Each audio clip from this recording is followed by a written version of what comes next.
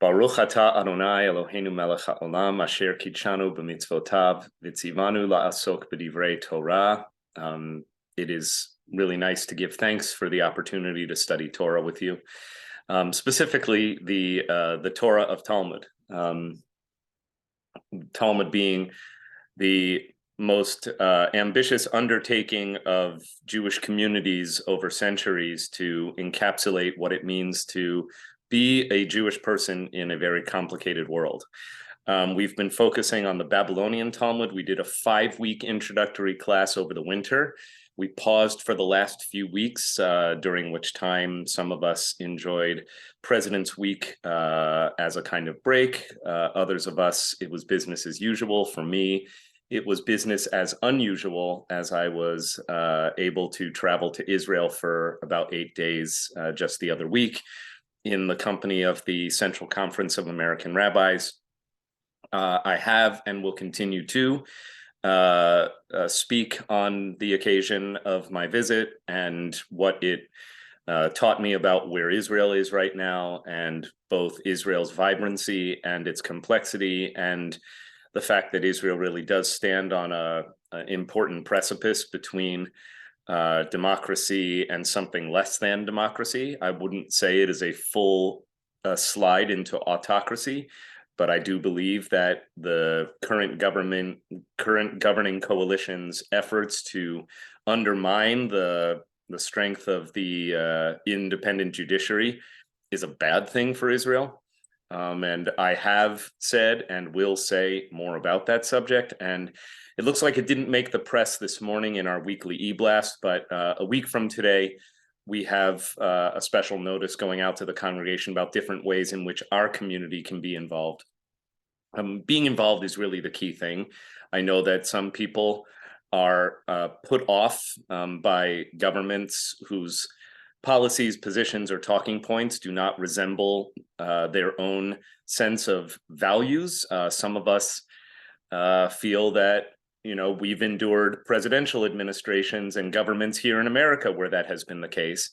But most of us didn't leave this country and don't choose to just throw up our hands in disgust. I think that civic involvement and activism is the best possible response when we're not happy with the way things are going. So, Arlene, do you want to comment here? Yes, I first of all, I just want to say that I think that the clergy did a wonderful job on Monday evening. It was well done.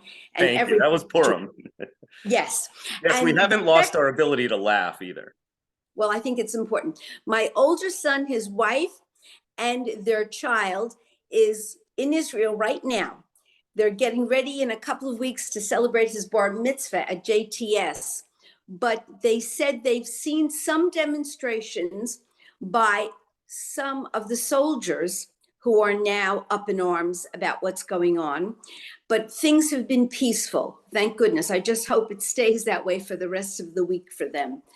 But, Yeah, and when you say, actually, I want to kind of like qualify your use of the colloquial phrase up in arms. That's exactly what the soldiers are not right now. Yeah, right. The protests have been peaceful, and what is perhaps unprecedented in Israel's 75-year history is that you even have a significant portion of the military establishment and military leadership declaring that they did not sign up to fight for anything less than a democracy, and that they would not fight for a government that basically emasculated its judicial powers. So there's a lot of fascinating stuff happening right now.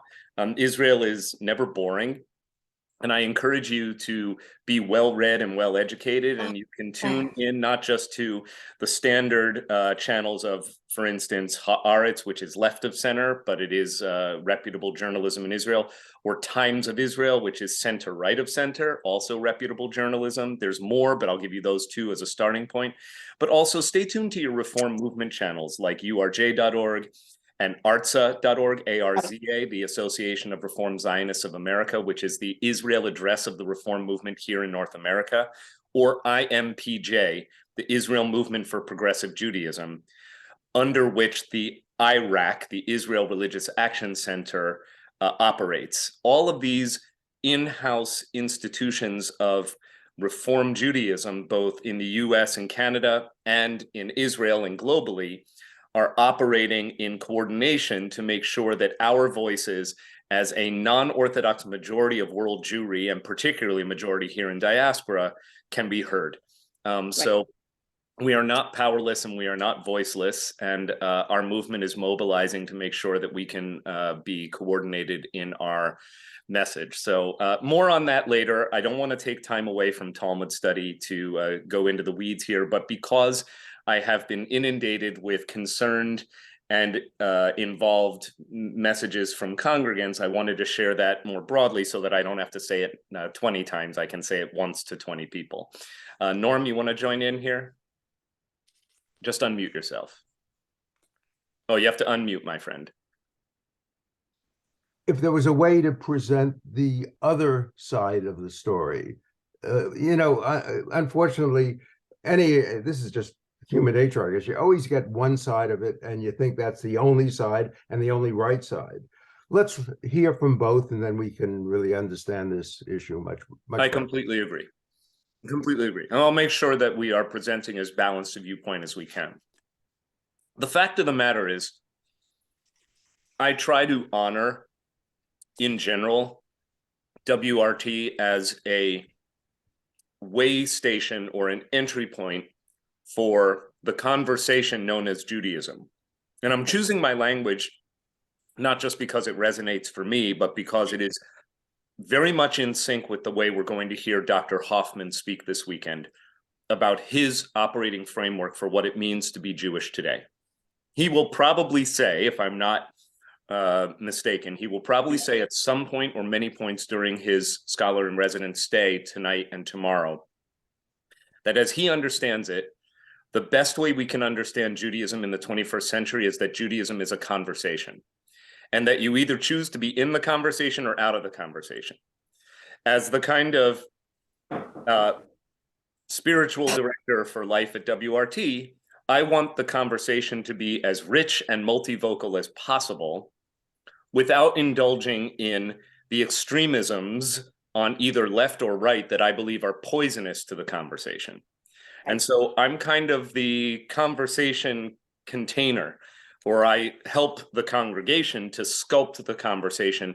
And I'm not doing this by myself, but I help to define its outer boundaries on right and left, especially when the conversation does veer into that which could be construed as political. And by the way, I don't have a problem with that, because Judaism is a political tradition. Political meaning, literally, the way in which we organize our public lives, our lives outside of our homes and our synagogues, our lives in the street. Right. To that end, I believe that on Israel specifically, there's a wide range of opinion that should be welcomed into the conversation at WRT. I'm trying to avoid using words like acceptable or unacceptable or appropriate or inappropriate. I believe that, for instance, to the right of center, Israel opinion should encompass the AIPAC viewpoint on the right, and probably as far left as the J Street viewpoint, although many people would be unhappy to hear me say that. I think it should be part of the conversation as opposed to expelled from the conversation. That's a fairly wide range of opinion on Israel. And what's interesting right now is that a lot of people who are in the AIPAC right of center camp, as I define it, AIPAC wants to present itself as centrist, but the fact of the matter is, I think that the garden variety AIPAC delegate in a world where AIPAC brought lay delegates to policy conferences leaned right of center. And in this framework, what's fascinating right now is that you have a lot of people who are center or right of center who are basically saying what is happening in Israel is dangerous, right? So when you have a Mike Bloomberg, who originally, he governed as a Republican, when you have a Mike Bloomberg saying this is not good, like that is a statement about where things are. When you've got Mati Friedman, Danny Gordis, and Yossi Klein Alevi, all of whom I would say lean right of center, saying this is not kosher in a unified, jointly authored op-ed in Times of Israel, like that says something. Yeah. So, yes, we should also hear from the government in Israel and the coalition's own positions on this. But the fact of the matter is they don't need much amplification for their message because they are the ruling power. Right. So anyway, okay, now I'm really in the weeds and I don't want to spend more time on this. I'm grateful for your listening ears and for your, and yes, thank you. Right does not imply anti-democratic. It simply means leans more conservative, as opposed to left, which means leans more liberal, in the way I'm using these terms now. Doing my best not to get myself impaled in the spirit of Purim.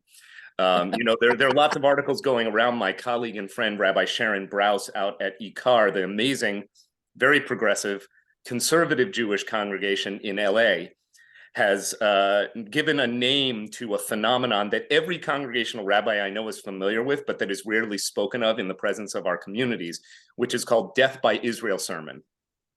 You may have seen her quoted as such in this week's news. We all know what that feels like, by the way.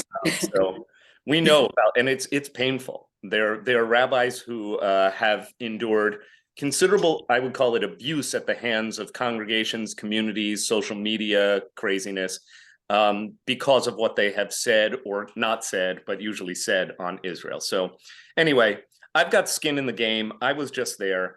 I would hope that the number of stamps on my passport that say Israel is an indicator of how my commitments run, but there you go. Talmud, my friends. We're going to actually pick up with a passage where we left off. We were reading Menachot, Tractate Menachot, this guy here, Tractate Menachot, chapter 29, or Daf, page 29, B, the B side. If you're brand new here, and I'm looking at the names on our class, I don't see anyone who hasn't studied Talmud with me at all, so that's good. I don't need to do lengthy introductions. I've decided that although this is designed as a potpourri kind of class, a little bit of this, a little bit of that, we spent a chunk of our time in our 5-week survey talking almost, I would call it at a meta level, about the mechanisms and norms of rabbinic authority as described in the Talmud. The Talmud rarely takes the time to actually explain what it's doing. Rather, it has its own intrinsic linguistic framework and logic, and it expects the readers to kind of figure it out as we go along. So having somebody who's a little bit more experienced as a guide is very helpful when you're studying Talmud. You know, in a week, actually, next week, Sunday, Monday, Tuesday, and Wednesday, I'm going to my annual Talmud intensive yeshiva at Hadar in Manhattan with about 60 colleagues from across the world just to study Talmud for 4 days, Sunday night through Wednesday morning. It is probably my favorite 4 days of the year. So I'm going to learn a lot of Talmud, and I always want to sit at the feet of a master. So I will be studying with my wonderful professor and friend, Avital Hochstein, who's flying in from Jerusalem for the conference, an amazing master of Talmud. She is absolutely brilliant. And we're going to be studying Talmud on Shabbat. But for the purpose of this potpourri survey course, it's come clear to me that we've done a lot on the mechanics of Talmud.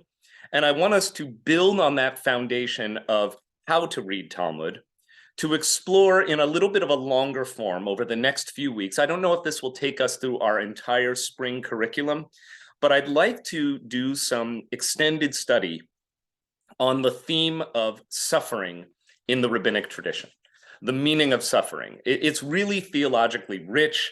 It's really diverse in the way the Talmud presents the material and the kinds of responses, I wouldn't call them answers or solutions, but responses to human suffering that the Talmud proposes are fascinating. So now we're going to go deeper than just how we learn Talmud to really what is the Talmud trying to say here. Not that we've ever studied at a surface level. It's one of the things that I cherish most about our chavruta, our study, is that it never resides on the surface. And that's mostly because of where you choose to take it, not me. Okay, so we're going to be looking at Menachot 29b. I'm going to bring the text up on the screen. Perhaps the material will be familiar to you.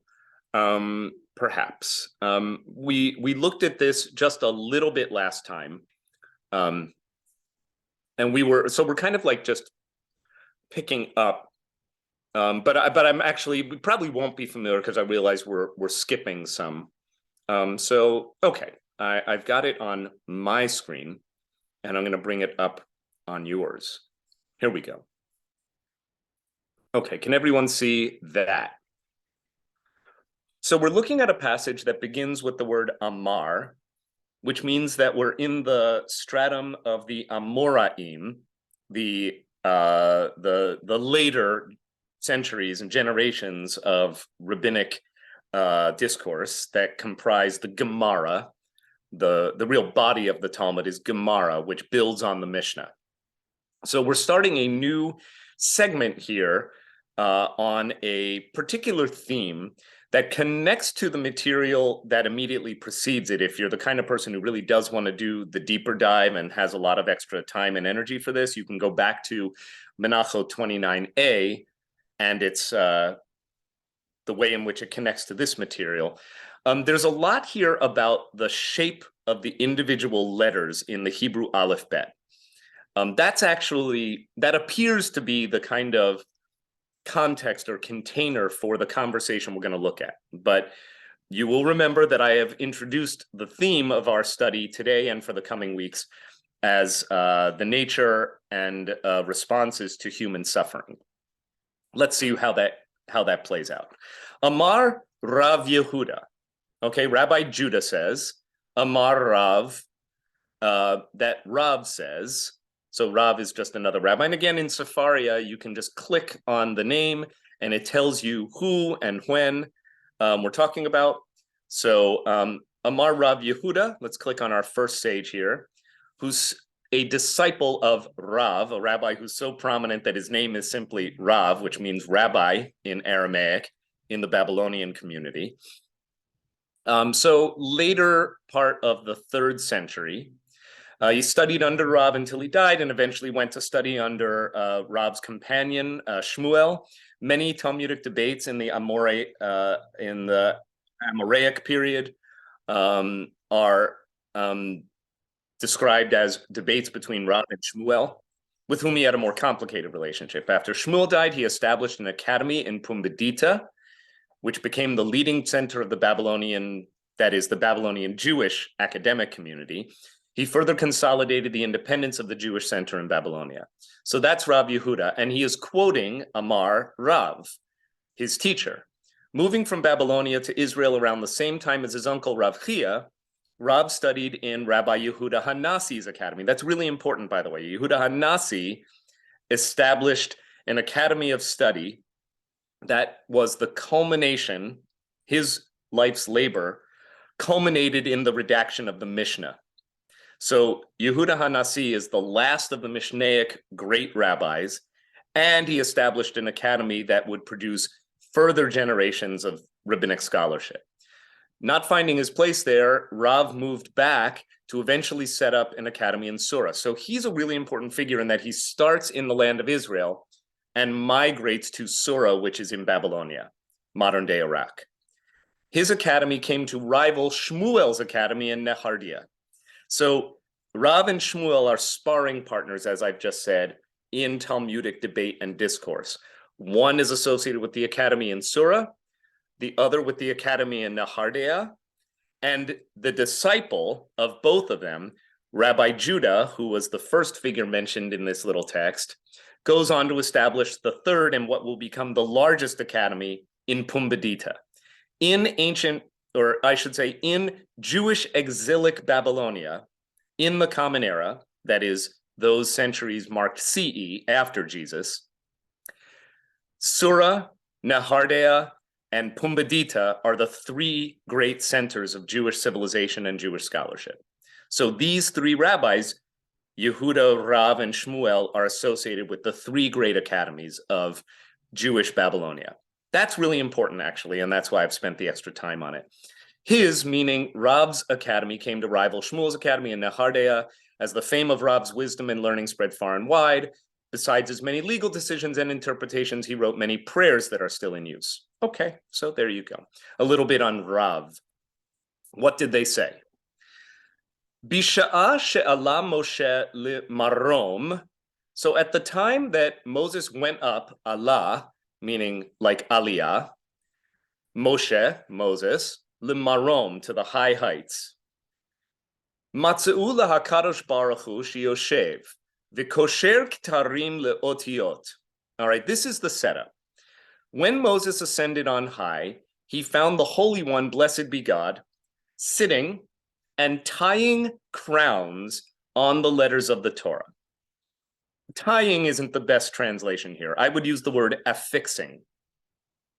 Has anyone seen a page of Torah before and can explain what is being described here? What does it mean to tie or affix crowns to the letters of the Torah? At the top of some of them, there would be a little, like a triton, with like three little things sticking up on top. Of course. Looks like a little crown. Yeah, right. So thank you. Let's take a look and see what is being described here. So I brought up on screen a little image here. This is just a Hebrew typeface, but you can see, for instance, that some of the letters have like a single ornament, like the Dalet here, and some have crowns, like the Gimel, or the Tet, or this Nun over here, or this Tzadi. And when you look at actual Torah calligraphy, you will see that this is an important part of the figuration of writing of most Torah scrolls, that there's a whole tradition of ornamenting certain letters with calligraphy ornaments that look like crowns, and they are called kitarim, or crowns. So that's what we're describing here. Back now to our text. Sorry, I just opened the entirely wrong application. All right, let me bring that back up. This just means closing the crowns. So the setup is Moses has just died, and he goes up to heaven, and he sees God. And what is God busy doing? God is putting crowns on the letters of Torah. So first of all, this is in and of itself a fascinating image, right? So how does the Talmud depict God? God as Torah scribe. What is God actually doing? God is writing a Torah scroll, and not just writing it, but taking the care, the way a skilled sofer stam, a skilled Torah scribe, does, to affix these ornamental calligraphied crowns on the letters of the Torah. Moses said before God, Master of the universe, who is preventing you, and that's all it says in the Talmud, but of course the gloss is helpful, from giving the Torah without these additions? In other words, why are you wasting your time on this? Like, the Torah's done. Why are you doodling? Why are you making the Torah? Like, why are you spending your time on the ornaments? Just give it already. God's response. God said to him, there is a man who is destined to be born after several generations, and Akiva ben Yosef is his name. He is destined to derive from each and every thorn of these crowns, in each and every ornament, mounds upon mounds of halachot. What's that? Halachot are Jewish laws. And then it doesn't actually say this, but the gloss provides a little bit of extra meaning and extra color. It is for his sake that the crowns must be added to the letters of the Torah. I feel that that's a little overly obvious. I'd rather just leave the Talmud in its more cryptic, mysterious, elliptical way of speaking. Akiva ben Yosef will arise after several generations, Moses, and he will derive mounds upon mounds of halachic interpretation of Jewish legal rulings just from these ornaments. Now, what is God saying here? Like, what? This is a strange answer. Moses goes up to heaven. Moses sees God writing a Torah scroll and affixing crowns to the letters. Moses says, why are you bothering to do this? God says, well, many generations from now, there will be a guy named Akiva. We know him, by the way. This is the Rabbi Akiva. And Rabbi Akiva will derive from these crowns significant numbers of significant Jewish rulings. Michelle, do you want to chime in here on how you're understanding this passage, please? Okay, I claim no understanding, but a couple of two things Yes. that jump into my mind right away. The first is that we have the teaching that God looked at the Torah, or into the Torah, and created the world. So the Torah is pre-existing. And then I'm thinking that this resonates in a different storytelling way, but also confirms a lot of the materials you went over previously about how it's ours to interpret. Thank you. Hold that. That is deliberate, by the way. This text I have chosen as a bridge between some of the material we covered in the winter and some of the material we're going to be covering in the spring. So yes, this is a text that starts out as a discussion about rabbinic authority, rabbinic innovation, rabbinic creativity, and becomes a text about suffering, by the way. But we have to get there. Let's hear in order of the hands as I see them in my window. Mom and Dad, you're next. It is not in heaven that you should ask who will go up there and bring it down for us. You know, God is demonstrating that the derivation of halacha is a human enterprise. Wonderful. That this is something that that is for you to do. God basically is saying, if I wanted to, I could write this all out for you. But what I am doing is showing that it is up to you to derive the interpretation. Great. Super. Thank you for that comment. Barbara, you're next. I just noticed that there's no vowels. In this edition, you mean in Safaria? No, not Safari. In what you put up on the screen, there weren't any vowels. Yeah, that's Safaria. Sometimes Safaria points the text with vowels, and sometimes it doesn't. I think they intend to get the whole thing pointed. Pointed is the correct adjective for describing text that is vocalized with the vowels, but sometimes they don't. Oh, so there's no insidious reason. There's no. It's just that it seems like Safaria is amazing to watch grow and develop because it's a work in progress. And like Wikipedia, it's crowdsourced. Okay. So Safaria has a lot of skilled but lay people who are contributing to it all the time. So somebody actually has to manually go through and provide the vocalizations. Oh, and I thought that there was a really high reason for it. And so... No, unfortunately, not intrinsically meaningful. Though, if you were Akiva ben Yosef, you could probably derive mounds and mounds of halachot from that alone. Mm-hmm. Okay, Sandra Edlitz. So this is the non-scholarly theory. I don't think anyone knows, and they made up a explanation to make it have meaning, but it would be just as if I would be underlying. You mean so? What's the "it" in that sentence? Just so that I'm clear on what you're trying to communicate. I don't think. I don't remember when I use it. I don't think that I don't think the rabbis can explain the reason for the crowns. Thank you. They do not know that God was up there doing that. They are doing what the rabbis do, is interpret. Right. So they are seeing a reason.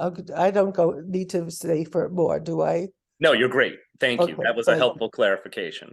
By the way, if you're doing like the traditional thing and reading in a printed edition of the Talmud, the new Koren publication of the Talmud Bavli has some really helpful like diagrams here, right? So in this is the page that we're reading in Menachot 29b.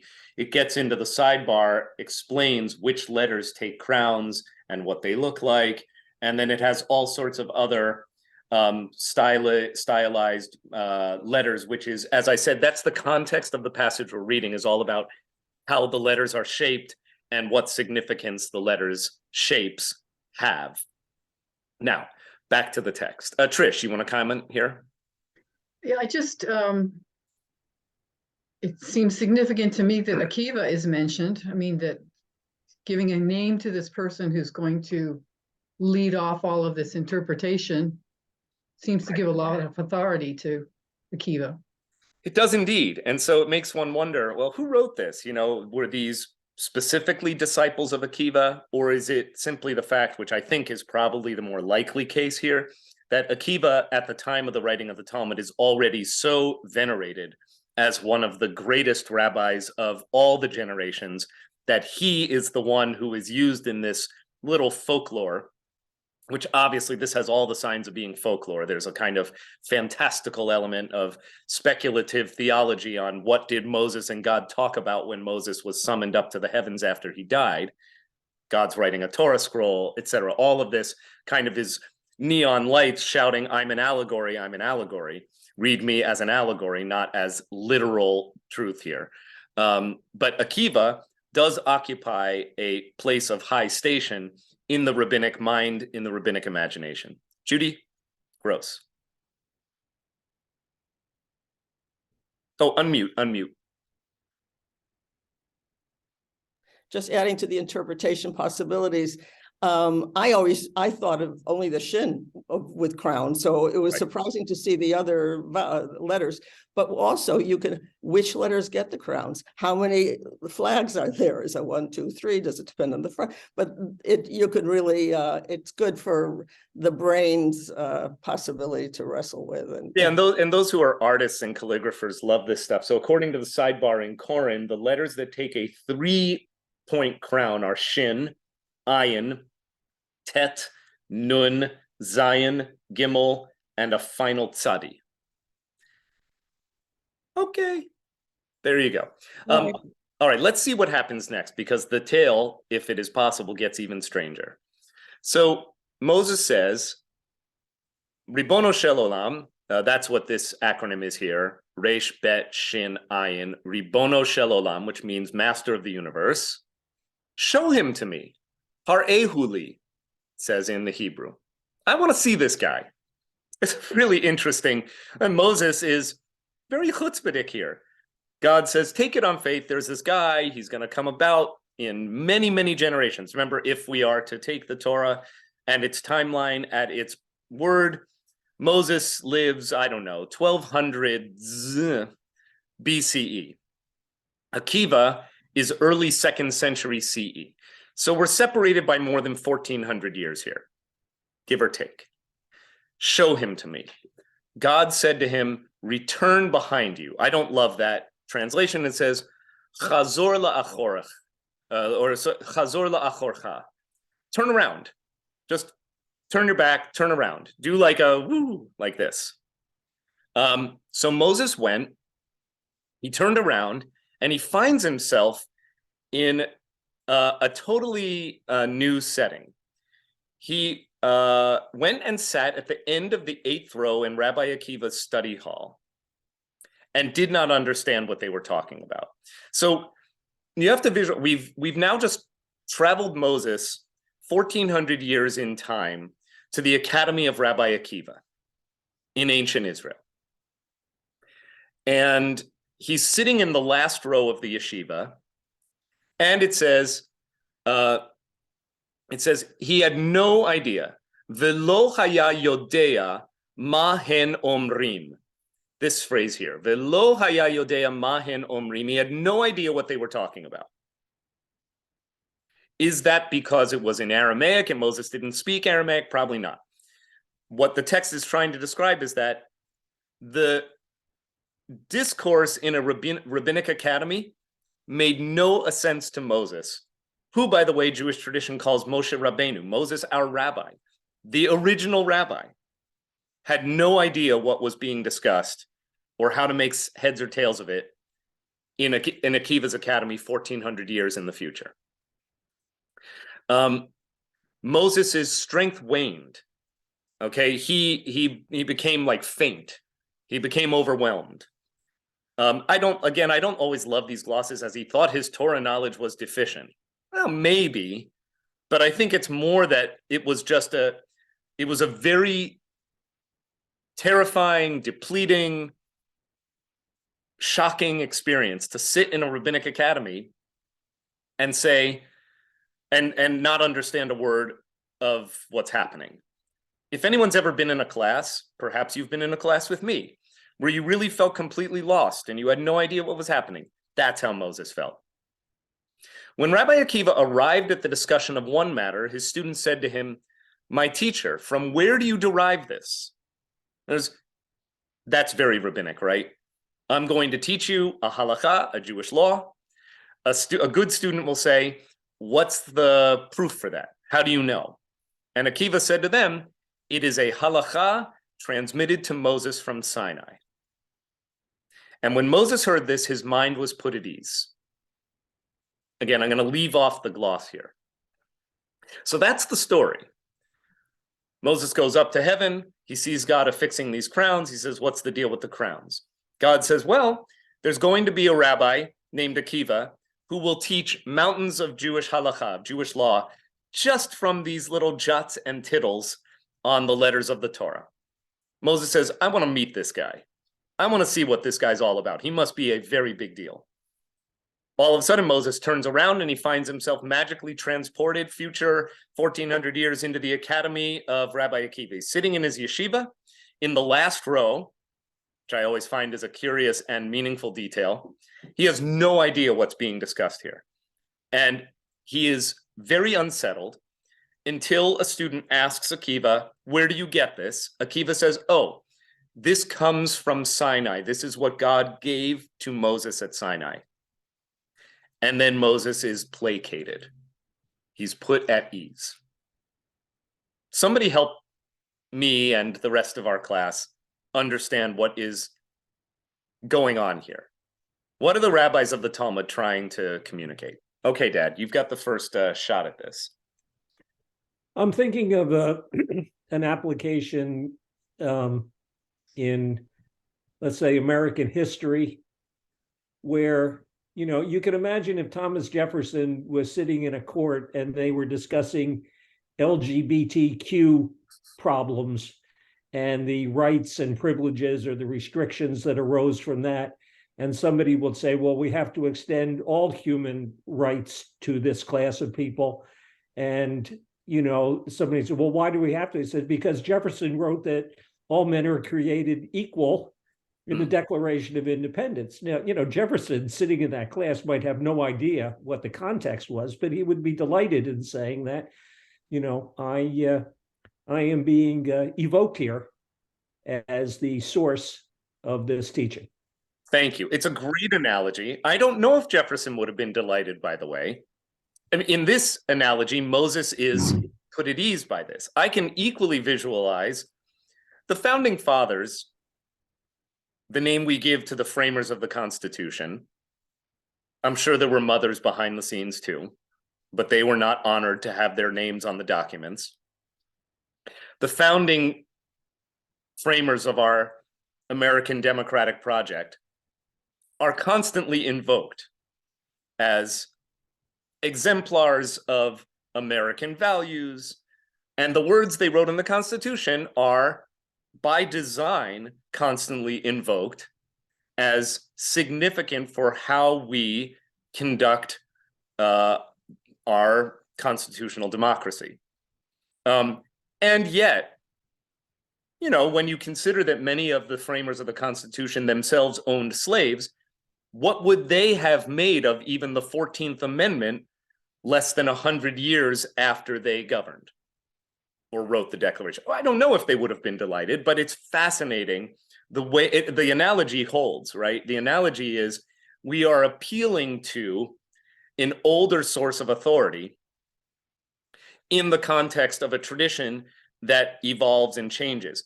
Changes so much, in fact, that the Talmud is saying here, it changes so much that Moses wouldn't have recognized it.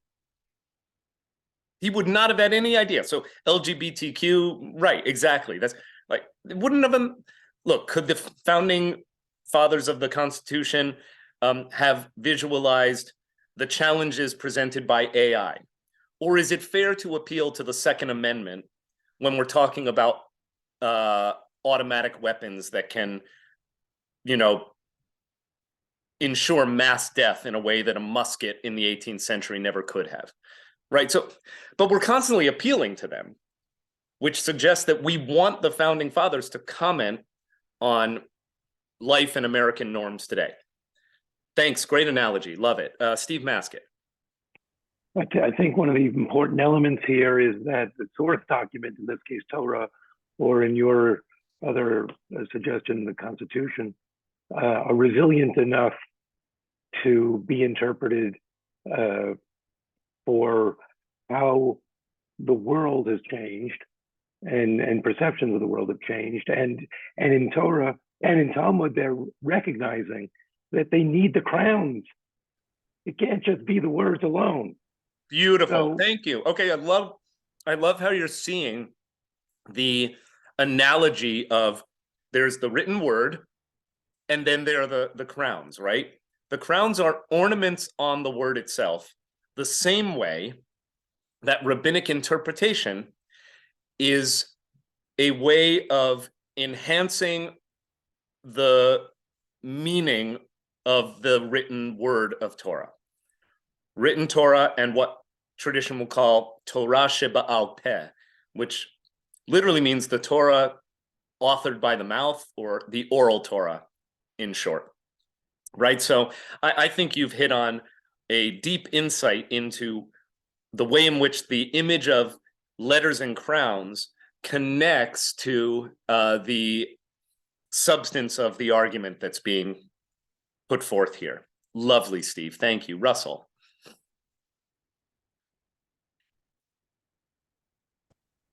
Thank you. Thank you very much. I hope I'm not getting this wrong, but I believe that the Torah takes great pains to distinguish between the work of Moses and the work of the priestly class.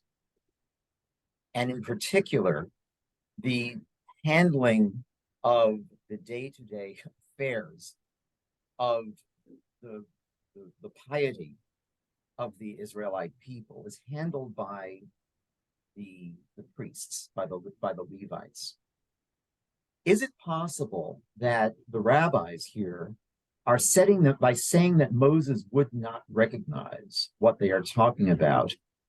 Is it possible they are positioning themselves as the heir to the priestly class, as the heir to, or the heir to the Levites, and that the embellishment, the interpretation of Torah is now the work of the priestly class in replacement of the sacrificial culture?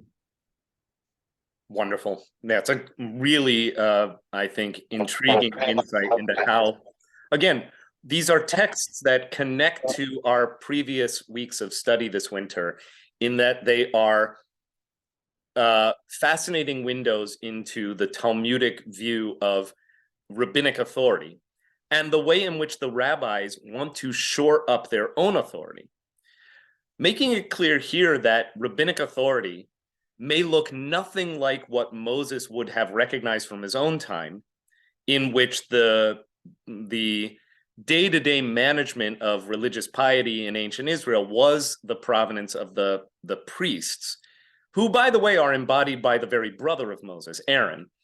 But I would add as a sidebar, making Aaron the head of the priests into the very biological brother of Moses is probably an editorial sleight of hand that allows the ancient Israelite community to see a kind of familial bond between the authority of Moses on the one hand through law and the authority of Aaron on the other hand through priestly observance. In other words, what the biblical redactors wanted to do is suggest that it's not bifurcated, it's bicameral, right? If you think about the structure of biblical authority, by the time you get to the rabbis, though, the structure of authority in the Jewish community has been completely upended with the destruction of the temple, with the dissolution of the hereditary priesthood as a governing or a body with real authority as opposed to merely symbolic authority. A few ritual honors in a Torah service, right? That's what a priest does today. That's a rabbinic innovation. And simultaneously, the massive increase in the authority of the teaching class and the authority of the book itself, as opposed to the brick and mortar institutions of temple and sacrificial worship.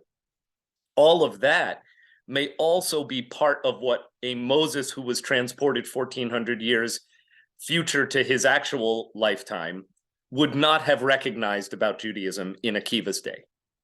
Lovely. Great. Thank you for allowing me to kind of just riff on your insight. I appreciate it. Thank you. Thank you. Arlene. Unmute. I felt when I was reading this passage with you that there was such a human quality that emerged about Moses that we don't often see when we read about so many of the things that he was responsible in doing in biblical times. You know, I mean, his job was not to sit in an auditorium and study. He was doing things that allowed the Jewish people to move on and to experience God in different ways. So I thought that this was something that really appealed to me. This is one of my favorite Talmudic passages, by the way. Good. I mean, really all-time great. And the third part is where the kicker comes.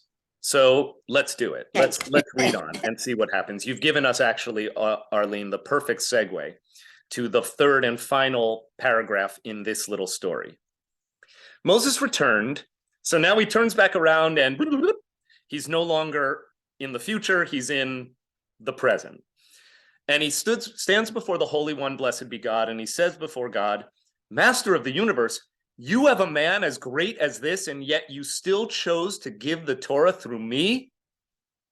Why? Which is amazing. Moses' signature quality, the rabbi said, is his humility. So I think they're playing that up for dramatic effect. Moses now gets how significant Akiva is. And he says, oh my God, I'm nothing compared to the great Rabbi Akiva. Why would you deliver the Torah through me if it's even more skilled and talented and innovative and insightful exponent will be this Akiva guy? God said to him, be silent. This intention arose before me. That is a really strange phrase. We're going to look at it in the Hebrew and try to unpack its meaning. By the way, I don't know what it means. So, Amar lo, God said to him, shtok, sheket, right? Shtok, be quiet. Kach Allah b'machshava lifanai. It arose in the intention before me. Now, the preposition at the end of the sentence, before me, is itself ambiguous. Before me can mean chronologically. In other words, the intention to have Moses, you, God speaking directly to Moses, direct address, you be the one to deliver the Torah, is a design or a thought that arose, as it were, before me. It was foreordained. Or it could simply mean it arose in front of me. In other words, it occurred to me. But think of the construction here. It's a kind of rebuke, right? Moses is saying, oh my God, I'm not worthy. You've got an Akiva in your universe. Why would you let me be the one to deliver the Torah? And God says, shtok, be quiet. It's not up to you. It's my idea. That's the simplest meaning. I want to see, this is where it helps to have a book. And I'm seeing if there's anything other to be said here on 29b. Not really. There's a lot on Rabbi Akiva. But it doesn't say anything about this shtok business. Be quiet. So let's read on. Steve, do you want to comment here? I am really struck by the Lifanai and Lifanav that follows it. Just thinking about the way that Moses experienced God, not being able to see his face, and just sort of think that's just streaming through my brain as I'm thinking about how to absorb this. So I just wanted to share that. Right. Barbara. A machshava is a thought, isn't it? Correct. It comes from the root for thought, and it's the noun form. So it's a thought, but it often means a design or an intention or a contemplation. There's a deliberateness to that word, machshava. Often it's used in the liturgy as the machshavot of those who dislike me, the designs or the contemplations of those who wish me harm is one application of that term.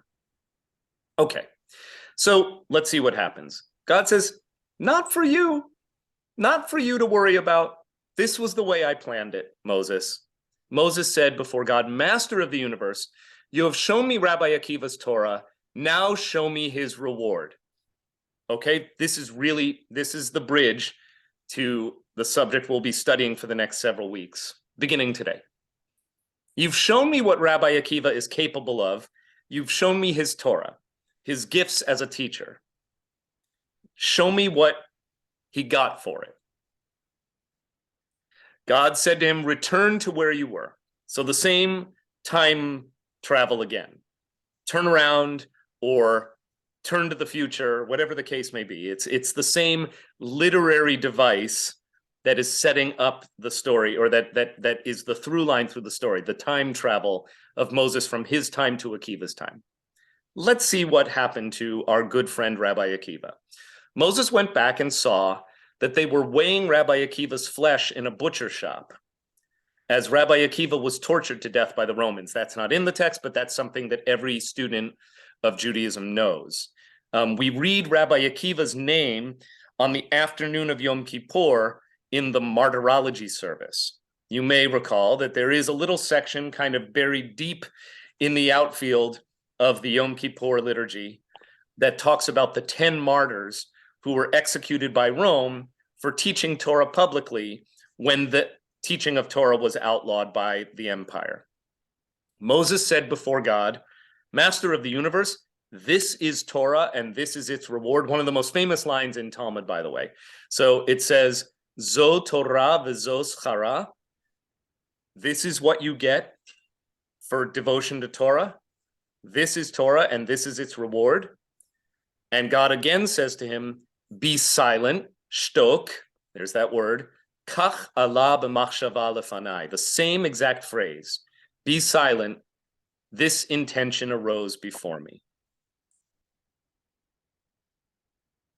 Is this a Kurt Vonnegutian so it goes cadence, which is the famous grim refrain from Slaughterhouse-Five every time a death is recorded in that book, in a book that is saturated in death? Vonnegut writes simply, so it goes. Is that what this is? Or is it God saying, who are you to know my ways, in the kind of sense of the God of Job? We've talked about that. In my view, this is a much larger comment than just about Akiva. This is a massively significant theological statement. God, I want to know why the greatest teacher of Torah in your universe, this Akiva, whom you've just shown me, is tortured and flayed and sold in a butcher shop for having done what he was called to do, which is teach Torah. This is Torah and this is its reward. I mean, think about this. Moses has devoted his whole life to this project, right? So this is Moses. He thinks that his mission is nearly accomplished. He's sending the Israelites over the Jordan to the promised land. He's given them the Torah, all good. And then he learns what it means to be a Jew centuries in the future. And what it sometimes has meant to be a Jew is to be gruesomely tortured and executed for our faith. And God says, be silent. This intention arose before me, which is such a strange phrase. Does it mean this is how I want it? Or does it mean some things are even out of my hands, Moses? I think they're both plausible interpretations. Steve and then Joe, please. Well, my understanding of one of the great innovations of Mishnah following and ultimately Talmud following the destruction of the temple is that the mitzvah system was something which was to be rewarded in the life beyond, in the olam haba. And this is sort of a statement that reward isn't here. Reward isn't in this world. Thank you. We're going to get to all of this. Sorry, I had a mouthful of food. As I said at the beginning of our study today, the reason I thought that the nature and response of and to human suffering would make for a good longer form exploration of Talmud is that we'll get to look at a really diverse potpourri of Talmudic passages this spring, and some of them will be internally consistent, but most of them will not. What will be revealed in the coming weeks is how many different responses and theologies, plural, the rabbinic community develops and offers for the master religious conundrum of human suffering. Right? Human suffering is, some have argued, and especially mortality and death, but particularly suffering. Death is natural. Suffering feels somehow unnatural, and yet I think it is reasonably argued that suffering is the nature of our existence. To be human is to suffer. That religion is itself a response to human suffering. But what I want to point out is not so much that rabbinic Judaism is inconsistent internally on suffering, but that it is multivocal on suffering. And that not one theological response is provided, but a multitude of theological possible responses are provided.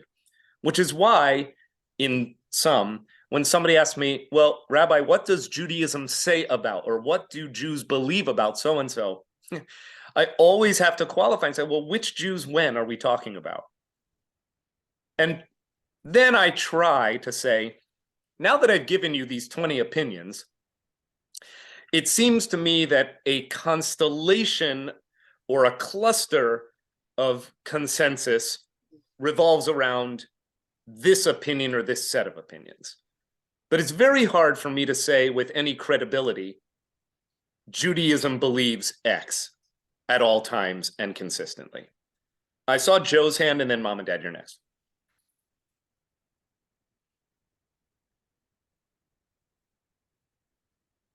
Oh, Joe, you got to unmute. You got to unmute. Sorry.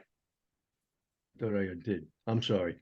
I see this as Moses being in a situation where he knows he did something great and he had to do it, and he knew he had to do it, and he knew what he did.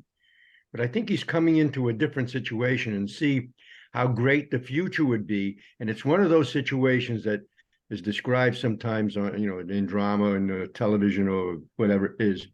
You ain't seen nothing yet. And this is God saying to Moses, Shtuk, wait a second. You ain't seen nothing yet. There'll be some great things to come. And you just had a little picture of it when he took him to Akiva. Right. Thank you. Yeah, there'll be great things to come, and there will be horrors that you can't even visualize. And we, by the way, as post-Holocaust Jews, as post-Holocaust readers of Talmud, I think can't help but layer our own view of Jewish history onto this text.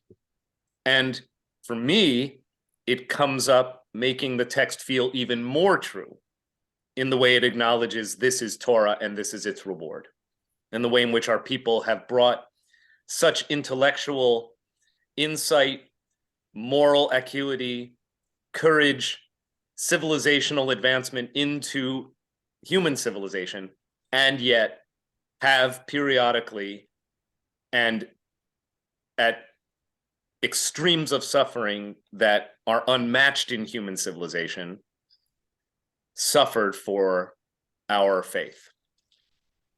And that's, by the way, in a tradition that doesn't really encourage martyrdom. Martyrdom is generally and widely discouraged in Judaism. There are notable exceptions to that. There is literature that comes out of the Crusades that appears to endorse martyrdom. There's the famous legend of Masada, which is a pro-martyrdom story. And there's the story of Akiva and his compatriots itself, which it's really both. The way the rabbis tell this story, I don't think they're encouraging one to aspire to the kind of defiance of Akiva that led to his flesh being sold in a butcher shop. Mom and Dad, you're on. Well, you said that there were two interpretations of this, but I can only live with one. Which one? Well, I guess the Jobsian interpretation that, you know, the cosmos is not ordered to comply with human fairness judgments, because a God that would, you know, say, yeah, be a big Torah scholar and I'm going to have you flayed alive, you know, that's the God that says, yeah, I intend for babies to get leukemia. Right. Yeah, I wanted that plane to crash. I've got my own, you know, I'm doing all that. I'm omnipotent and I'm doing it. I can't reconcile faith in that kind of God. Yeah, neither can I. So this is one way in which you and I are similar beyond genetics. I think we're theologically aligned on this. I long ago determined that, look, I think if you're a person who's paying attention to the world and has even a modicum of moral sensitivity, it must be very hard to reconcile the idea of a God who is omnipotent and all good and who would intervene but chooses not to. Like, you see enough of suffering in the world. And again, you don't have to be a rabbi to see suffering. I might see it on a more regular basis at a little bit more of an up-close view.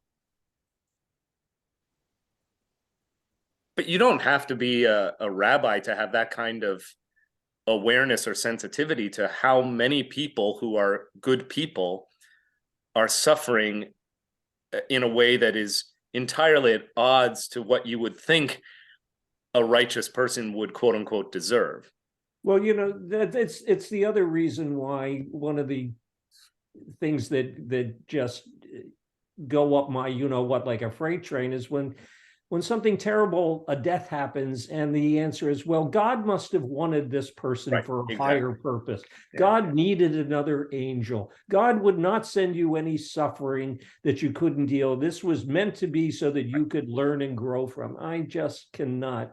Right. And so in as much as this text permits that interpretation, but does not, I would say, firmly consolidate that interpretation as the only way to read this text, I'm relieved. I'm relieved that it is, I think, entirely plausible to read this text when God says, Shtok, machshava alai lefanai, or Allah machshava lefanai. The idea arose before me. What do you want? In other words, hey, that's how it is in my universe, I'm afraid. Michelle and Barbara, maybe in that order, if you don't mind. First, I will say that the liberal Jewish education system in which I grew up did not teach the martyrs and the suffering. But I managed to get through many hours of long, boring Yom Kippur services by reading about it and learning about it from reading the later parts of the Siddur. So first of all, I want to add the observation as part of a community that deals with or tries to deal with and address chronic illness and chronic disability, and chronic suffering of a different type than Rabbi Akiva's, and I very much appreciate Doug's comments on this regard. I routinely see people, and it's a global community. I routinely see comments like,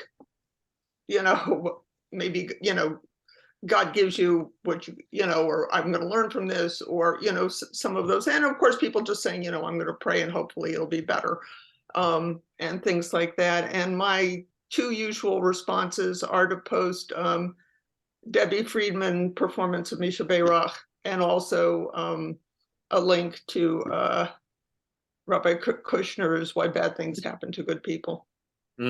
Thank you. Yeah, it's actually when bad things happen to good people. I apologize for that. No, that's deliberate. I mean, I always correct people because the question we want the answer to is why good things happen to good people. Bad things happen to good people, and Kushner only deigns to answer the easier question, when. I'll tell you a few things about when bad things happen to good people. Barbara. When you began this part, the first thing that popped into my mind is the Holocaust. God sitting up on high with Moses and discussing this and saying, "Shut up, this is what I'm going to do." Because the word "shtok" is a very pointed word that I've never heard before in this kind of setting, or any kind of setting. It's deliberate. It's this is what I'm going to do, and that's the end of it. And how do you adequate both of them? It says to me that God kind of had his hand in the Holocaust. Like I said, both interpretations are plausible. Yeah. It also, I mean, the shtok might be the most important word in the whole passage, in that it says, there's some questions that you don't ask. And I just wanted to add to the interpretations of good things happen.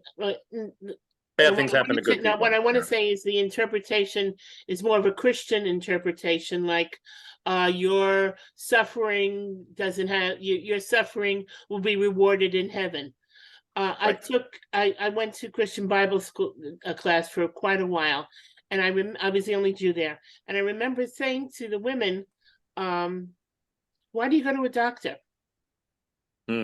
Why do you want to be cured?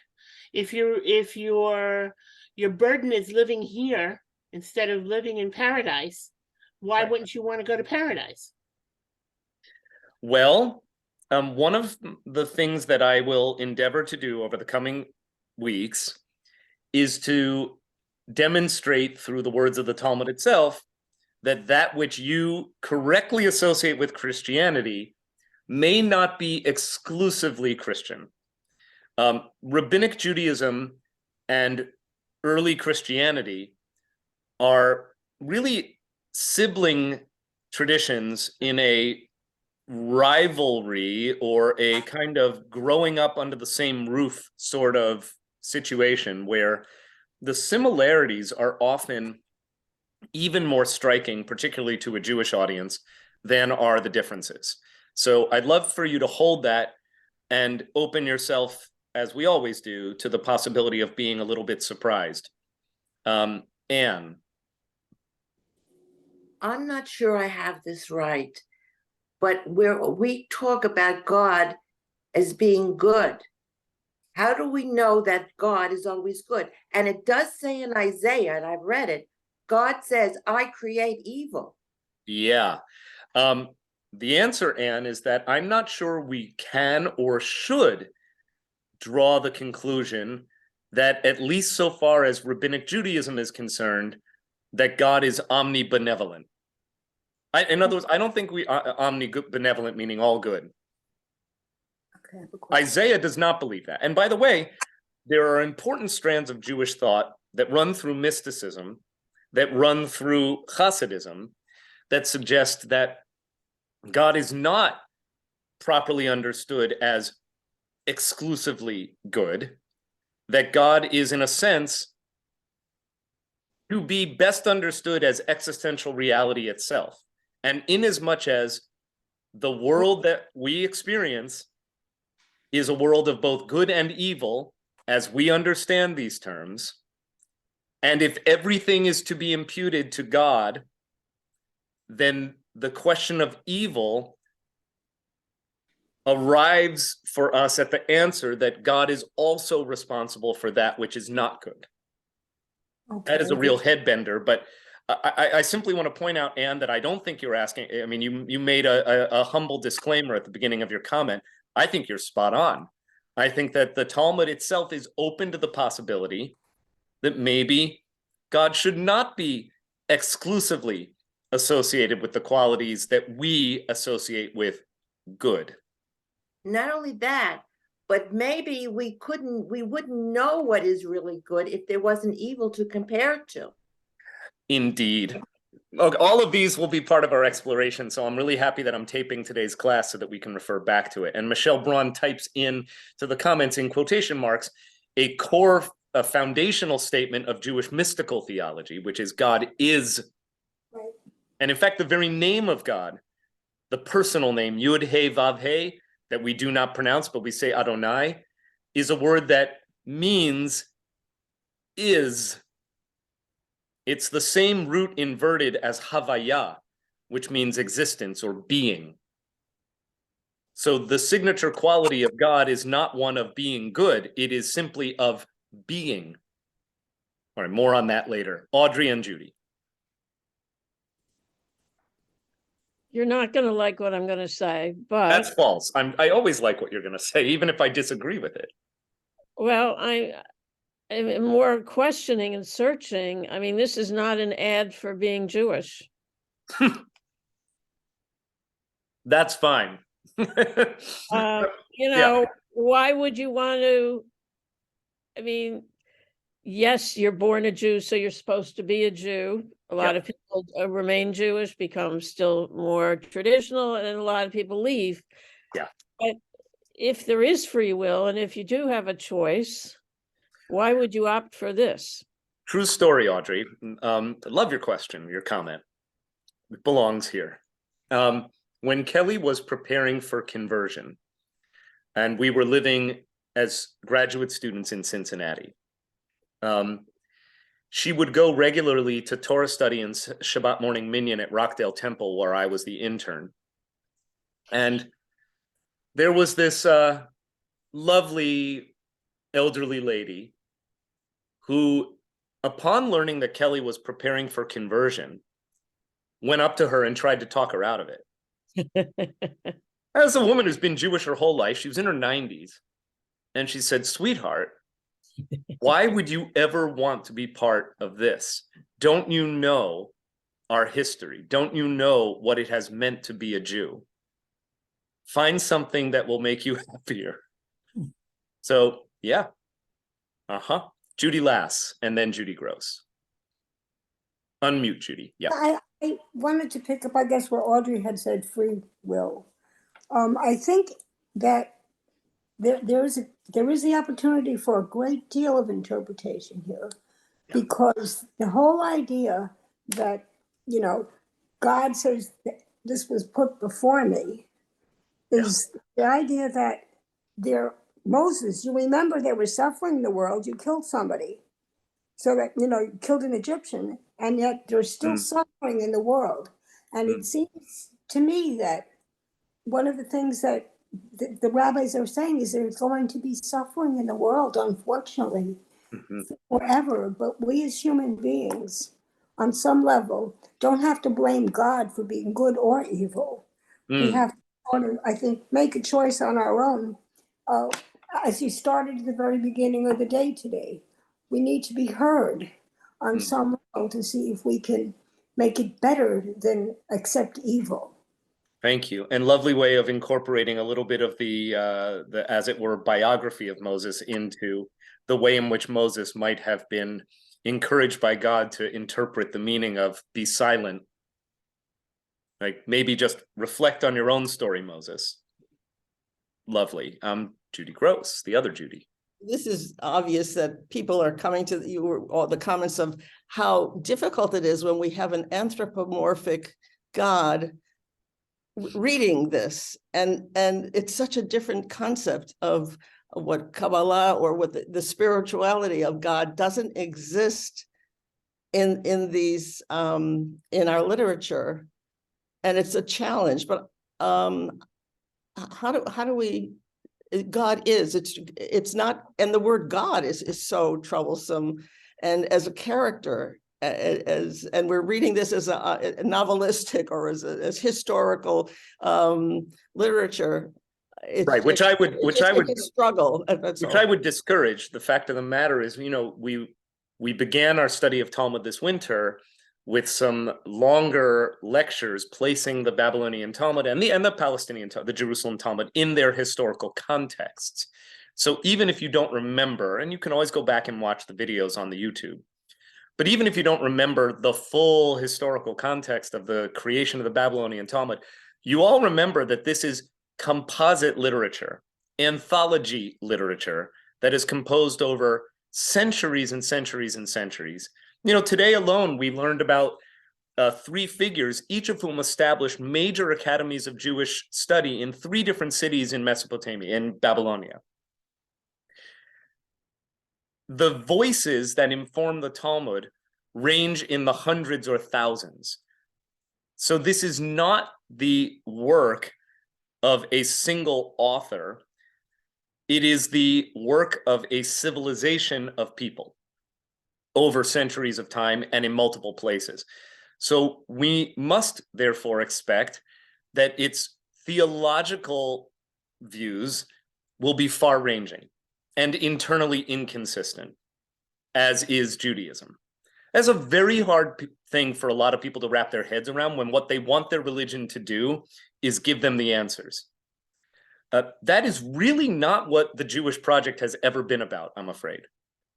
And those of us who need reinforcement of this concept will have the opportunity to find it at the Passover Seder, where the script is secondary to the asking of questions. If you're reading your Haggadah cover to cover and not actually taking the time for questions that invite the participants to probe and debate and discuss, then you're not really operating in the spirit of Seder as the rabbis envisioned the ritual. We'll probably do a detour for one class on some Pesach stuff, by the way, before Passover. That's part of my plan. That's why I said mostly we're going to be looking at questions of suffering and meaning. Obviously, the Passover story is replete with such passages, but we might do a little bit of some Seder Talmud as well. So what I'd like to do is in the last few minutes, show you what happens next in the Talmud, which is also a headbender. To wit, let's look. So here's the passage, this horrific, grisly image of the flesh of Akiva being weighed in a butcher shop. The Talmud is not flinching from what we mean when we talk about suffering. And now the next passage. The Gemara continues, but none of this is said. Rava says, that's the next thing. Amar Rava. Shiva otiyot srichot shlosha tzionin. Ve'eluhin. 7 letters require 3 crowns, zionin. And they are Shin, Ayin, Tet, Nun, Zayin, Gimel, and Tzadi. Rav Ashi says, I have seen that the exacting scribes of the study hall of Rav would put a hump-like stroke on the roof of the letter Chet, like so. You haven't seen the letter Chet there? A hump on the roof right there. And they would suspend the left leg of the letter Hey to ensure that it is actually not joined to the roof of the letter, right? If you can visualize the letter Hey, like here's a Hey, see how the leg is not joined to the roof?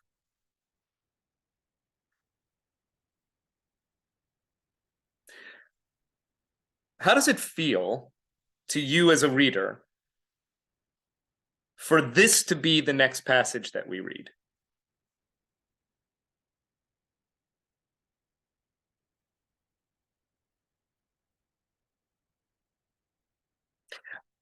I, hearing the pregnancy of the pause. Well, Trish, please. Oh, I have to. Well, it feels like that's just too much, stop. Shtok. Like God said, stop. That's enough. Let's go back to something we can deal with a little more concretely and try to make sense of something here. Right. There was a Saturday Night Live sketch, I think, don't quote me on this, years ago, called Conversation Killers. It was very funny, and it was basically like you're at a party, and so like they're at a party, and there's all this small talk, and then somebody says something that is so gobsmackingly inappropriate that the only response is like everybody is kind of like stunned into silence, and the conversation ends, and you have to like pick something up again. And the irony, or the perhaps extra layer of meaning, even with a wink and a nod on the part of the rabbis who framed this literature, that, okay, flaying Akiva's flesh, maybe God spoke true when he said shtok, enough, quiet. We're not going to talk about that right now. Can we talk about the nice shape of the letters again? Because remember, this begins with a discussion of the meaning assigned to the crowns on the letters. And I can almost hear in a Monty Python-esque way, or in a surrealist way, or maybe a crown is sometimes just a crown, right? Maybe the calligraphy is just calligraphy. Maybe there is no intrinsic meaning, and mounds of halachot, and Akiva, who derives his fame and prominence in the Jewish tradition for defying the Roman edict and teaching Torah, and teaching down to the very little fine details about the way in which you ornament the letters, mounds and mounds of Jewish laws. Maybe none of that is really of consequence. Shtok, enough already. Can we get back to the letters? Even Jay. I was just going to say that I thought that these three paragraphs are basically about Akiva and not about God and Moses. That it was another way to, since they were written after Akiva was murdered by the Romans, and this was another way to ensure his greatness into the generations in the future. Yeah, for the rabbis, by the way, Akiva is a much more real figure. Not all of the rabbis of the Talmud actually knew the guy, but it is assumed that he is real and that his story, even if it has become a legend or a cautionary tale for rabbis specifically and Jewish followers for centuries and centuries afterward, the Talmud is, at least in part in its Mishnaic base stratum, contemporaneous with the life and times and teaching of Akiva. Whereas Moses is really I was going to say figment. That's probably too strong a word, but he is really a fixture of the rabbinic imagination. He is mythical in the most common sense of the way we use mythical. He's legendary, as opposed to Akiva, who is both legendary but also real to these people. And so I agree with you. This is much more, as is the Talmud generally, a 3-paragraph statement about the suffering, the reward, and the suffering and the quote unquote reward that Akiva attained for teaching Torah in defiance of the Roman edict. And Moses is just used as a kind of literary device or a foil for telling about Akiva. Thank you. I really appreciate that. Russell rejoins us, but I don't think that's a hand. He just dropped out. Would anyone else like to comment on how this passage concludes, back to the letters and the calligraphy, which occupies the next many paragraphs, by the way? It's really amazing. You learn a lot about why and how the letters are shaped the way they are. It's not really my jam, but it is, I know, a favorite passage of a friend of mine who happens to be a noted Jewish typographer. He doesn't like the bit about Akiva, but he loves the bit about typefaces, fonts. How about Dad, Mom, you can have the final comment for today. And then we're going to read Berakhot 7a next time we're together, next week. Mom and Dad, you're on. Well, certainly not a humorous passage at all, but the way this got sidetracked in the middle of the discussion, it was like, I'll show you why I put the crowns on the letters, and we went through all of that. That was to give you the agency of interpreting the law. And it was, oh, well, who was this great interpreter, Akiva? And then Moses said, by the way, whatever happened to Akiva? And God's saying, hey, you don't want to know, but since you asked, I'll tell you. Now, can we please get, and these are the things that happen. Whether that's the essential meaning of, this came before me, it says, it might be, so it goes, or these things happen, or I can't explain everything about human cruelty, but it's part of my cosmos. But can we please get back to talking about the letters?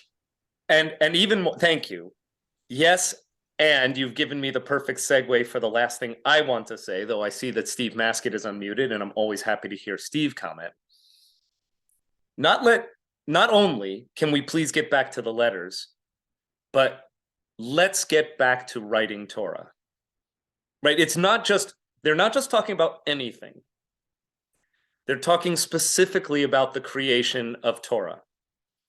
And I don't know, the old English major in me who concentrated in British and American poetry and wrote a thesis on the Book of Psalms, though in the King James translation for the most part,